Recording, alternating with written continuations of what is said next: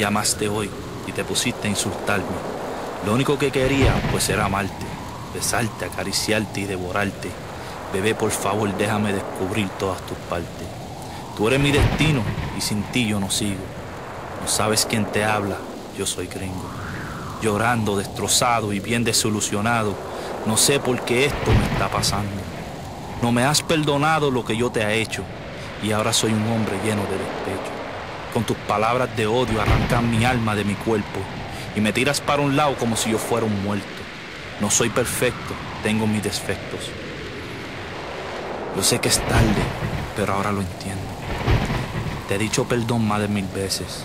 ¿Qué parte del perdón es que tú no entiendes? Yo sé que yo he fallado y es la realidad. Te pido que vuelva para que mi corazón no sufra más.